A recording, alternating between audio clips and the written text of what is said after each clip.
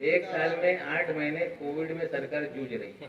Sir सवाल ये है कि आप बाइफर्केशन कर रहे हैं मुंबई और औरंगाबाद नहीं, डिविजन एंड सेंटर डिवीजन बना रहे हैं, लेकिन अभी एम्प्लॉयमेंट का जहाँ पे सवाल है सिर्फ 37-38 लोगों पे वक्त ऐसा 15 तरह जरा सुनो अस्ताक भाई, जहाँ जहाँ गरज होगी वहाँ वहाँ अपॉइंटमेंट हो। हे दत्ता आघाडी आहे शिवसेनेसोबत काँग्रेसची, मात्र येत्या निवडणुकीत 100% म्हणजे डिजिटलायझेशन साठी यांना टेंडर मागवण्यासाठी सांगण्यात आलेलं आहे. कम्प्युटरायझेशन साठी हे IT डिपार्टमेंट सगळं तयार करत आहे. म्हणजे हे सगळे टेंडर फ्लोट झाल्यानंतर त्याला मान्यता देऊ आणि कामाला सुरुवात करू. मला वाटतं 6 महिन्यात हे सगळं डिजिटलायझेशन असेल, कम्प्युटरायझेशन असेल, म्हणजे हे सगळं होऊ शकतं. हज कमिटी सर आपण मी तुम्हाला एक आणखी माहिती देतो. मुंबईमध्ये ऑफिस हलवण्यासाठी इम्तियाज जलील साहेबांचं पण पत्र माझ्याकडे आहे. सर हज कमिटी सर आपण जे बर्खास्त केली आहे, सर नए एम्प्लॉय कब होंगे अपॉइंटमेंट? अपॉइंटमेंट जल्द से जल्द हो जाएगी. अच्छा सर राष्ट्रवादीमध्ये प्रवेश झालेला आहे. स्टाफ भी हम अपॉइंट करने की सारी प्रोसेस स्टार्ट किया. सर हज कमिटी सर आपण बर्खास्त केलेली आहे सर. तर नवीन हज कमिटी आपण कधी आपलं स्थापन करणार? हज कमिटी बरखास्त केल्यानंतर अफरातफर त्यांनी पण केला, त्यांना नोटीस एक क्वेश्चन ड्यू प्रोसेस फॉलो करून बरखास्त करण्यात आला होता. नागपूर हायकोर्टामध्ये ते लोक गेले होते. हायकोर्टाने ते त्यांच्या रिट पिटिशन फेटाळून लावला आणि सांगितलं की हे सगळं चुकीचं आहे, आमच्या निर्णय हे योग्य आहे असा निर्णय नागपूर हायकोर्टाने दिलेला आहे. त्याच्या गठन करण्यासाठी आता प्रोसेस आम्ही सुरू केलेला आहे. सगळ्यांचे अर्ज मागवतोय आणि 2-3 महिन्यामध्ये हजला अजून वेळ आहे, ते सगळे हज कमिटी गठन होते. इसमें हज कमेटी हो गया, मराठी कमीशन है और मौलाना आजाद फनाज कारपोरेशन है. निवडणूक आहे तिथे आश्वासन देत आहे, त्या उलट देश चालवत असताना कोरोनाची हे जे संकट या देशामध्ये मोदी साहेबांच्या चुकीच्या निर्णयामुळे या देशामध्ये हा संकट निर्माण झाले. जेव्हा 31 डिसेंबर रोजी WHO ने जाहीर केला होता की इंटरनॅशनल हेल्थ इमर्जन्सी आहे, त्या काळामध्ये देशातले सर्व बॉर्डर्स, विमानतळ असतील, बोटी असतील किंवा रोडनी येणारे रस्ते असतील, तिकडे जर सगळ्यांना येण्यापासून मज्जाव केला असता तर या देशामध्ये लॉकडाऊनची काही गरज नसती आणि आजच्या घडीला 80 लाख आकडा आहे किंवा 1,20,000 लोक मृत्युमुखी पडले हे पडले नसते. आता हे सगळी परिस्थिती जी निर्माण झालेली आहे ते पंतप्रधान यांच्या चुकीच्या धोरणामुळे आहे आणि त्यांची जबाबदारी आहे की त्यांनी जाहीर केलं पाहिजे की निवडणुकीसाठी तुम्ही लस देणार आहे की लोकांचे जीव वाचवण्यासाठी लस देणार आहे. संपूर्ण देशवासियांना लस देण्याची जबाबदारी केंद्राची आहे. जर ते करत नसतील तर महाराष्ट्र सरकार निवडणूक नसतानाही खर्चेने लोकांना हे लस देणार आहे. कार्यालय मुंबईचं आहे, मुंबईचा विषय सांगितला, रेकॉर्ड ऑनलाईन करणार आणि कागदपत्रांचं जतन आते हैं 3 फैसले सुप्रीम कोर्ट के वक्फ बोर्ड के हक में आए, लेकिन वक्फ बोर्ड पोजीशन लेने से फांसी रहे, ऐसा क्यों? स्पेसिफिक बताएंगे तो कार्रवाई करेंगे. भाई साहब जो भी स्पेसिफिक है मैं पत्रकारों को हाथ जोड़ के विनती करता हूँ कि आप लिख के मुझे देंगे तो उस पर जहाँ कुछ होगा उसको दुरुस्त करेंगे. सुप्रीम कोर्ट में वक्फ बोर्ड की तरफ से बड़े वकील लगाना, सरकार की तरफ से बड़े वकील लगाने का काम हो रहा है. अभी 28 तारीख को सुप्रीम कोर्ट में एक मामला है. बोर्ड की तरफ से अटॉर्नी जनरल जो वेणुगोपाल जी वो खड़े होने वाले हैं, सरकार की तरफ से कपिल सिब्बल जी खड़े होने वाले. अगर कोई स्पेसिफिक जानकारी आपके पास है आप मुझे लिख के देंगे तो निश्चित रूप से कार्रवाई करेंगे. मैंने पहले ही कहा कि सारी चीजें ढंग से नहीं चल रही है. कब होगा ये पूछो यार. चला आता संपू. सर हिंदी में एक बार बता दीजिए, वो हिंदी इलेक्शन के बारे में जो लस बांटने वाले वो उतना हिंदी में बता दीजिए. जिस तरह से भारतीय जनता पार्टी ने बिहार के चुनाव में अगर हम जीत गए तो इंजेक्शन मुफ्त में लगाएंगे कोविड का. हमें लगता है कि पूरे देश के लोगों को अन्याय करने वाला ये उनकी भूमिका है। देश में सभी जनता को वैक्सीन देने की जिम्मेदारी सरकार की है। देश में जो भी संकट पैदा हुआ उसकी सारी जिम्मेदारी मोदी साहब की है। 1 जनवरी को हेल्थ इमरजेंसी लगाकर बॉर्डर सील कर देते तो देश में लॉकडाउन करने की जरूरत नहीं पड़ती, लेकिन ट्रम्प साहब के प्यार में, नमस्ते ट्रम्प के चक्कर में पूरा देश बर्बाद हुआ। नमस्ते ट्रम्प के चक्कर में करोड़ों लोग बेरोजगार हुए। नमस्ते ट्रम्प के चक्कर में देश की अर्थव्यवस्था बर्बाद हो गई। अब चुनाव के लिए लालच दिया जा रहा है। हम लोगों से कहते हैं इन्हें वोट मत दीजिए, ये हारेंगे तो भी पूरे देश में लोगों को मुफ्त में इंजेक्शन लगाया जाएगा। जहां हमारी सरकारें हैं महाराष्ट्र में, चाहे भारतीय जनता पार्टी की केंद्र की सरकार करे या ना करे, हम महाराष्ट्र में मुफ्त में लोगों को टीका लगाएंगे। सर, बीजेपी की उल्टी गिनती शुरू हो गई क्या? एकनाथ खड़से की एंट्री हुई अभी, अब बाकी लोग भी लाइन में कतार में है खड़े हुए। ऐसा है कि खड़से साहब एक बड़े नेता हैं, वो कल पार्टी में आए, उनके आने से पार्टी को फायदा होगा। कई ऐसे विधायक हैं जो पार्टी में आना चाहते हैं कई दिनों से, धीरे धीरे उनके बारे में जल्द से जल्द निर्णय होगा। Sir sir sir sir thank you sir.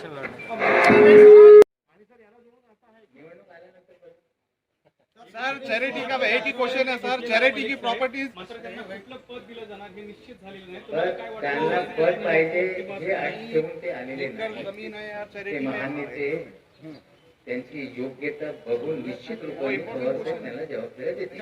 Sir charity का एक जवाब दे दीजिए सर आप. चंद्रकांत दादा म्हणले एकनाथ खडसेला कुठलं चॉकलेट देणार, कॅडबरी देणार की पार्ले देणार?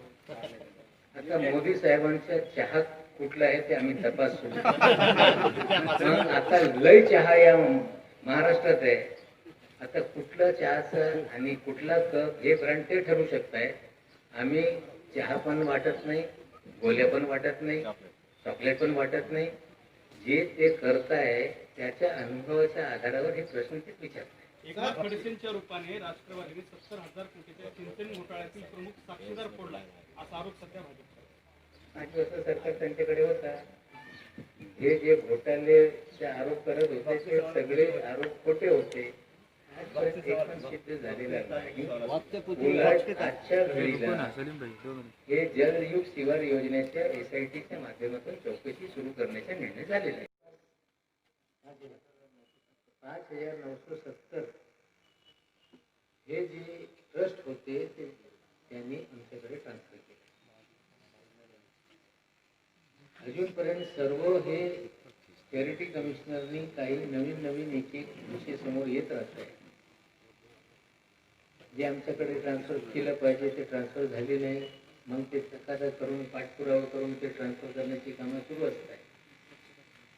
पण 2002 साली वक्फ बोर्डची निर्मिती झाल्यानंतर राज्यस्तरीय समाधानकारक कामकाज बोर्डाचा राहिला नाही, हे सत्य परिस्थिती आहे. त्या काळामध्ये 2002 साली 3 पर्यंत मी राज्यमंत्री या खात्याचा होतो. त्या काळामध्ये काही दुरुस्त आम्ही करण्याचा प्रयत्न केला. मग बरेचसे काही तक्रारी झाली, याच्यावर काही इन्क्वायरी बसवण्यात आली, त्याचे रिपोर्ट आले आणि जे समाधानकारक कामगिरी झाली पाहिजे तशी आज आढावा घेत असताना मला जवळपास 10-12 महिने झाले, 10 महिने झाले या खात्याचा मंत्री असताना दुसऱ्यांदा मी बोर्डाच्या कार्यालयामध्ये येऊन आढावा घेण्याचं काम केलं आणि असं मला अंदाज आला की बाबा हे समाधानकारक काम बोर्डाचं नाही, सत्य परिस्थिती. त्यासाठी त्यांची पण काही अडचण आहे.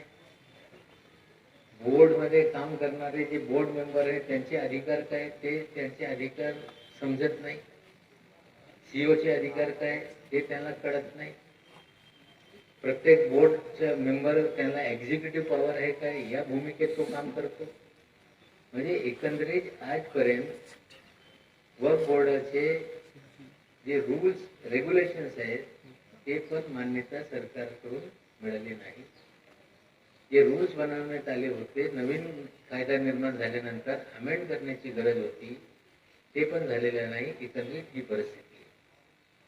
आम्ही सुरुवातीला आढावा घेतल्यानंतर की एकंदरीत पेंडन्सी बोर्डाकडे किती आहे कामाची, म्हणजे नवीन ट्रस्ट कोणी रजिस्टर करत असेल बघ ते किती पेंडिंग आहे, एखादा चेंज रिपोर्ट म्हणजे ट्रस्टी बदलणं, ज्याच्यात मुतवल्ली बदलणं, हा किती पेंडन्सी आहे, किंवा त्यांची स्कीम रिवाईज करणे ही किती पेंडन्सी आहे. 2012 सालापासून पेंडन्सी सातत्याने वाढत गेली. मागच्या काळामध्ये आम्ही त्यांना टार्गेट दिला की बाबा तुम्ही 3 महिन्यामध्ये कुठेतरी पेंडन्सी संपवली पाहिजे, तरीही पेंडन्सी अपना सैफी बुरहानी अपलिफ्टमेंट ट्रस्ट का सर, उसमें 16 एकड़ की जमीन है सर. उसके अंदर 4-5 हजार रुपए 4-5 हजार करोड़ की प्रॉपर्टी है वो. उसके अंदर सर एक ये था कि बोर्ड ने रिकमेंड किया था कि उसको परमिशन देना नहीं, लेकिन जो वहाँ के बागी जो सीईओ है अपने यहाँ के, उन पे ऐसा आरोप है कि उन्होंने 5 करोड़ रुपए लिया उसके अंदर और एक फ्लैट भी लिया है और उसको मंजूरी दिया है. सर एक तरह की है सर. दूसरा सर एक मैटर है अबरानी के सर रिलेटेड मैटर है सर एक वो, जिसमें सर वक्फ अलल औलाद का सर मैटर है वो. उसमें सर एक बुढ़िया को डुप्लीकेट खड़ा किया गया वहाँ पर और उसको एनओसी दिलाई गई सर. वो उसके अंदर सर अपना मेरे कागज मुझे दिया जाएगा तो जांच करके जो होगा लीगल सर और एक तीसरा सर मैटर कैसा है क्या बोला इंडिविजुअल इशू जरा सुनिए नहीं सर हमारा कहना प्लीज है बीइंग अ रिपोर्टर सर, उसमें हमारा- जरा सुनिए आप सवाल कीजिए सर उसमें हम ये पूछ रहे जरा हैं आप सुनिए ना. आप देखो आप पत्रकार के कोई भी आदमी पॉलिटिकल नहीं चाहिए भाई मिनिस्टर के साहब, अलावा. प्लीज जरा आप बैठिए, पत्रकार के हैसियत से सवाल पूछिए, पत्रकार नहीं हम आप जवाब मत दीजिए. सर हम ये पूछ रहे हैं कि उसमें कार्रवाई क्या करे आपने. आप आरोप तो सर आपके पास ऑलरेडी आए हुए हैं, उसमें आपकी तरफ से क्या कार्रवाई हुई जरा हम ये जानना एक एक का चाहेंगे. जवाब देंगे, ये मच्छी बाजार बनाएंगे. हाँ जी, आप अगर कोई किसी के खिलाफ कंप्लेंट है, जांच करके वो सभी लोगों पे कार्रवाई हो. नहीं सर हम ये चाह रहे हैं कि कार्रवाई क्या की है अभी तक की. सर आरोप तो पहले से किए हुए हैं उसके यही अंदर सर. बोल रहा हूँ कि आरोप जो भी किए गए उसकी जांच होगी और जांच करके कार्रवाई की जाएगी. हमारे जो सर सर्वे शुरू किया गया है, क्या चल रहा था उसका? परभणी पुणे में गलत सर्वे हो रहा है ऐसा पता चला. परभणी और पूना का सर्वे का काम शुरू हुआ है पिछली गवर्नमेंट के टाइम. कोविड से पहले पूना का हमने एक आढ़ावा लिया था, वो काम कर रहे हैं. फाइनल सर्वे की रिपोर्ट अभी तक आई नहीं. उन्हें ये कहा गया है कि जल्दी से जल्दी दोनों डिस्ट्रिक्ट जो पायलट प्रोजेक्ट में है परभणी और पुणे, उनका सर्वे कंप्लीट करके जल्द से जल्द पुणे में मस्जिदों की एंट्री हो रही है, कब्रस्तान की एंट्री नहीं हो रही. सर्वे हो रहा है. एक बार सर्वे आएगा उसको पब्लिश करेंगे. पब्लिश करने के बाद लोगों को मौका दिया जाएगा कि अगर कुछ छूटा हुआ है तो आप सजेस्ट करो, कुछ गलत तरीके से आए तो ऑब्जेक्ट करो. ऑब्जेक्शन सजेशन का प्रोसेस करके गजट निकलता है. अगर कोई छूट गया है तो रूल में प्रोविजन है, पीपल कैन रेज क्वेश्चन कि ये छूटा है इंक्लूड करो. इंक्लूजन एंड डिलीशन का ये अधिकार जनता को रहेगा. जब ये सर्वे की रिपोर्ट पब्लिश होगी तो लोगों से अपील करेंगे आप देखो कुछ छूटा है तो बताओ, गलती से आ गया है तो वो भी बताओ. फिर फाइनल उस पर अप्रूव करके गजट निकाला जाएगा. सर जो इदारे चैरिटी में है, आज का क्या है सर? सर जो इदारे चैरिटी में है तो वो आमगाज का वक्त इशू में जो कब है तक तो कन्वर्ट अभी होंगे? आना का मसला बना हुआ है और अदर डिपार्टमेंट की तरह वर्क बोर्ड भी गवर्नमेंट का ही इदारा है. आम खास म्यूनसिपल कमिश्नर अपने हाथ से पूरे पौधे लगा देते, उसके अंदर जो बिल्डिंग है, जबकि आप लोग मंत्रालय में उसकी मीटिंग होने वाली है. उसके अंदर यहाँ के खासदार साहब भी मुझे मिले थे, उन्होंने भी कुछ बातें बताई है. हमारे अधिकारियों का भी कुछ बोलना है. अभी स्मार्ट सिटी के ऐसा मैं जवाब दे सकता हूँ, आप मुझे डिक्टेट नहीं कर सकते. मैं पत्रकार की तरह आप सवाल सर पूछो, कब मैं जवाब तक चैरिटी के ट्रान्सफर होंगे वक्फ बोर्ड में? त्याच्यात मी बोलतोय तुम्हाला की जे काही प्रश्न असतील लेखी तक्रारी आल्यानंतर रीतसर कारवाया होते.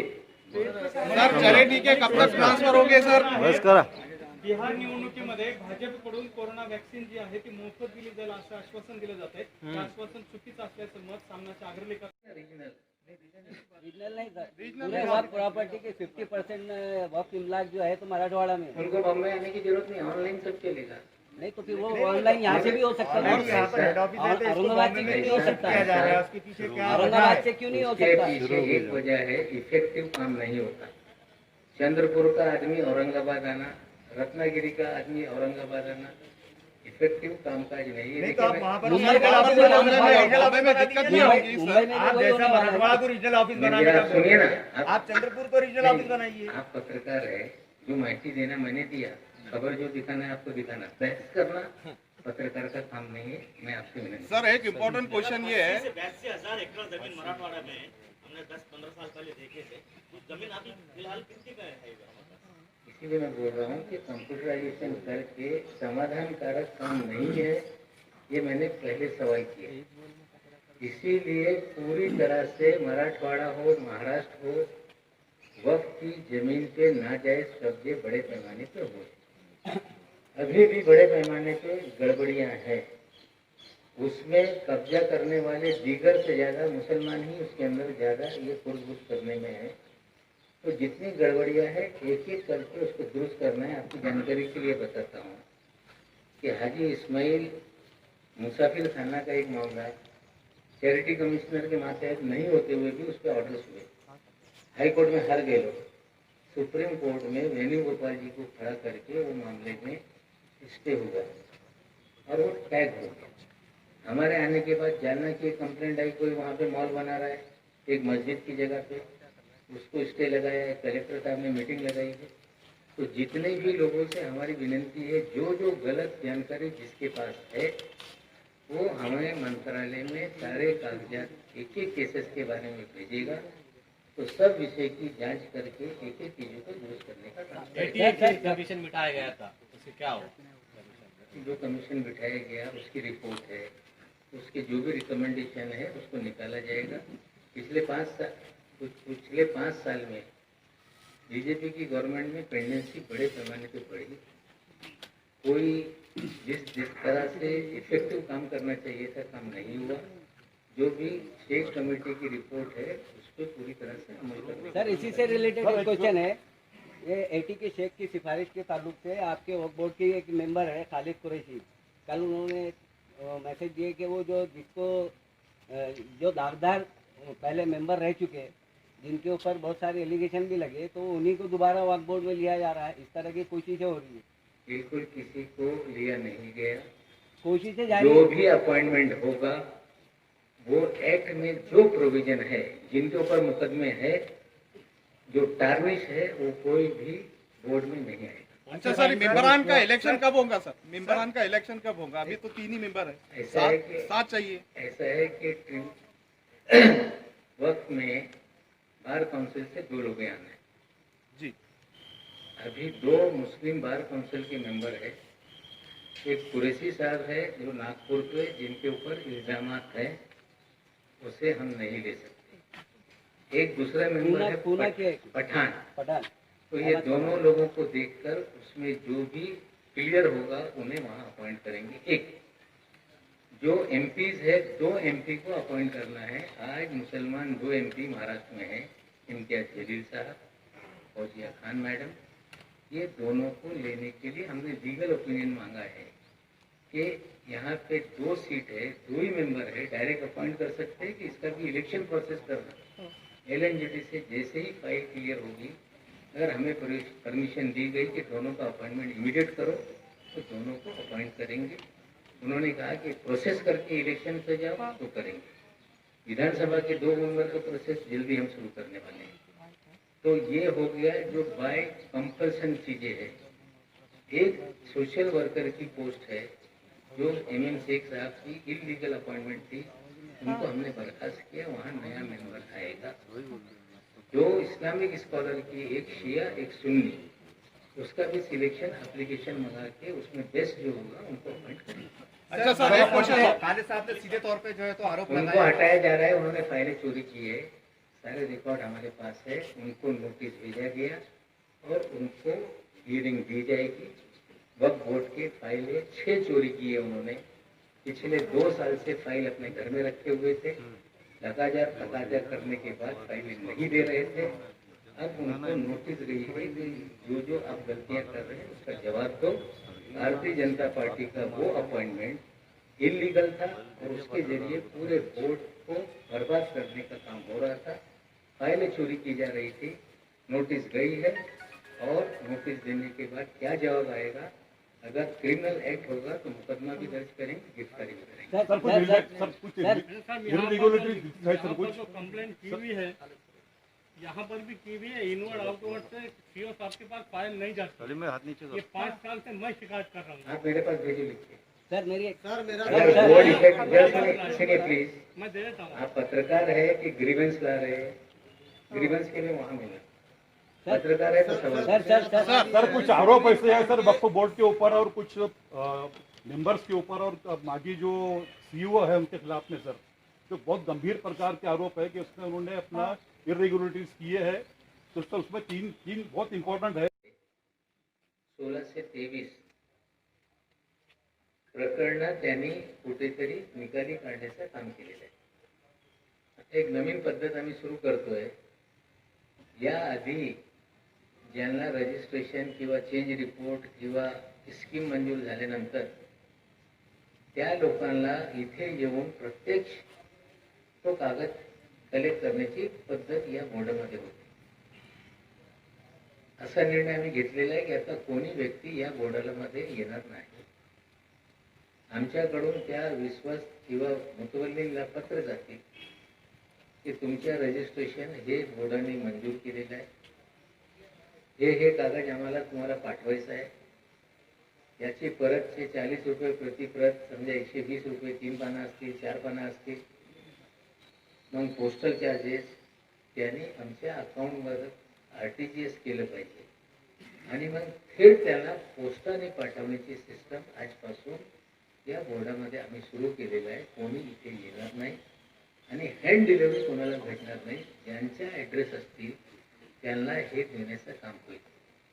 याच्यातून काय समजा 2000 लोकांना हे सर्टिफिकेट द्यायचे, मग 2000 लोक त्यांच्या सोबत 2 लोक येतील, 2-3 दिवस इथे राहणार, येणं जाणे आणि कुठेतरी 1 कोटी रुपये लोकांचे वाया जाणार।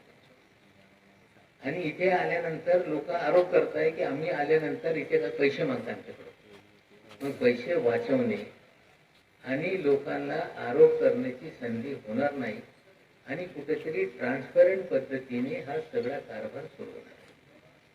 दुसरा निर्णय आम्ही हे घेतलेला आहे की बोर्डाच्या सर्व कामकाज हा ऑनलाईन सिस्टमला होणार। म्हणजे कुठेतरी कुणाला अर्ज करायचे असेल तर त्यांनी ऑनलाईन अर्ज लोड केलं पाहिजे, कागदपत्र लोड केलं पाहिजे। कुणाला काही ऑब्जेक्शन असतील ते त्यांनी ऑनलाईन टाकली पाहिजे। यांच्याकडून काही त्यांना माहिती द्यायची असतील की बाबा हे कागद कमी आहे ते ऑनलाईन पद्धतीने त्या पोर्टलवर दाखवलं पाहिजे आणि बोर्डाकडे मीटिंगमध्ये मान्यता मिळाल्यानंतर ऑनलाईन माहिती लोकांना मिळेल आणि जे काही पैसे भरणं हे बंधनकारक असतील हे सगळे पैसे गेटवे तयार करून त्या पोर्टलच्या माध्यमातून सगळे पेमेंट पण ऑनलाईन होतील। म्हणजे बोर्डाच्या कार्यालयात येणे, इथे फेऱ्या घालणे किंवा माझे काय स्टेटस आहे माहितीसाठी इथे कुठेतरी त्यांना मिळत नाही, त्यासाठी एकंदरीत ऑनलाईन सिस्टम डेव्हलप करण्याची कामं आम्ही सुरू केलेली आहे। IT डिपार्टमेंट जे आमच्या शासनाचे आहे तो हा कामकाज बघतो आणि लवकरात लवकर ऑनलाईन सिस्टम सगळी तयार करा। दुसरा एक निर्णय आम्ही असा घेतलेला आहे की बोर्डाचा जो कागद आहे सगळं रेकॉर्ड हे कुठेतरी कागद असताना डिजिटल रेकॉर्ड तयार झालेले नाही। आज आम्ही असा निर्णय घेतलेला आहे की बोर्डाच्या संपूर्ण रेकॉर्ड हे डिजिटलाइज करून सेव्ह करण्याचं काम आम्ही करू, जेणेकरून आज असेल उद्या असेल 100 वर्षानंतर असेल डॉक्युमेंट हरवले, डॉक्युमेंट खाल झाले, हे जे प्रश्न निर्माण होणार आहे ते होणार नाही, त्यासाठी हे पण इम्प्लिमेंट करण्याचं आम्ही काम करू। दुसरा बोर्डावर जे सदस्य नेमायचे आहे, आता त्याच्या सदस्य नेमण्यासाठी वेगळे वेगळे कॉलेजियम आहे त्याची। म्हणजे बार काउन्सिलमधून 2 सदस्य राहिले पाहिजे, 2 खासदार राहिले पाहिजे, 2 आमदार राहिले पाहिजे। मुतवल्लीची निवडणुका झालेली ऑलरेडी मेंबर्स तिकडे आहे, मग 2 इस्लामिक स्कॉलर पाहिजे। म्हणजे ही पण प्रक्रिया 2-3 महिन्यामध्ये 100% पूर्ण करून फुल फ्लेज बोर्ड आपण तयार करू आणि ही पण प्रोसेस सुरू झाली होती। कोविडमुळे कुठेतरी अडचणीत आली आणि त्यामुळे हे फुल फ्लेज बोर्ड तयार झालं नाही, पण येणारे 2-3 महिन्यामध्ये फुल फ्लेज बोर्ड पण आम्ही तयार करतो. एकंदरीत असं निदर्शनात आलेलं आहे की ट्रिब्युनल म्हणजे बोर्डाने एखादा निर्णय दिला किंवा वाद झाला, त्याला ट्रिब्युनलची व्यवस्था करण्यात आलेली आहे. तर ट्रिब्युनलमध्ये 2 लोक आहेत, 3 लोक असलं पाहिजे. त्याच्यात एक ॲडिशनल कलेक्टर लेवलचा अधिकारी बरेच दिवसापासून नाही, त्याची नेमणूक लवकरात लवकर करू. ट्रिब्युनलचे पण कम्प्युटरायझेशन, सर्व न्यायव्यवस्थेमध्ये आता कम्प्युटरायझेशन झालेलं आहे, पण वक्फ ट्रिब्युनलमध्ये कम्प्युटरायझेशन झालं नाही. ते पण कम्प्युटरायझेशनचं काम हाती घेण्याबाबत आता निर्णय झालेला आहे. म्हणजे एकंदरीत पारदर्शक पद्धतीने बोर्डाचं काम झालं पाहिजे. कोणाची पेंडन्सी का आहे ही माहिती त्याला मिळाली पाहिजे आणि इथे येऊन फेऱ्या घालण्याची काही गरज नाही. घरी बसून एक क्लिकवर बोर्डाची काय परिस्थिती हे माहिती लोकांना मिळू शकते. त्या पोर्टलमध्ये जे लिगल डिस्प्यूट असतील, समजा ट्रिब्युनलमध्ये केसेस आहे तर आज किती केसेस आहे, हायकोर्टात असतील तर आज हायकोर्टात किती केसेस आहे, सुप्रीम कोर्टात असतील तर किती केसेस सुप्रीम कोर्टामध्ये आहे. म्हणजे एक क्लिकवर संपूर्ण महाराष्ट्र वक्फ बोर्ड काय आहे लोकांना माहिती मिळेल अशी परिस्थिती निर्माण करण्याचं काम आम्ही करू. की वेगळे वेगळे इश्यू असतात टेक्निकली, त्या बाबतीत लोकांची मागणी आहे की परमनंट आम्हाला चीफ ऑफिसर टेम्पररी चार्जमध्ये नको, आम्हाला परमनंट चार्जमध्ये ठेवलं पाहिजे अधिकारी. त्याच्या बाबतीत पण लवकरच निर्णय करू. दुसरी एक आणखीन माहिती देऊ इच्छितो की महाराष्ट्र वक्फ बोर्डच्या मेन कार्यालय हा मुंबईमध्ये निर्माण होणार आहे आणि मराठवाड्याचे 8 जिल्ह्यासाठी रिजनल वक्फ ऑफिस जे आधीपासून औरंगाबादमध्ये होता तो राहील आणि 8ही रिजनमध्ये आमचे ऑफिसेस निर्माण करू, प्रत्येक जिल्ह्यामध्ये ऑफिसेस निर्माण करू आणि या पद्धतीने ट्रान्सपरंट सगळ्यांना न्याय देणारा बोर्ड असेल याच दिशेने काम करण्याची तयारी आमची आहे. आपले काही प्रश्न असतील तर निश्चित रूपाने माहिती देऊ. मलिक साहब, एक सवाल आपसे ये है कि जब मराठवाड़ा में वक्त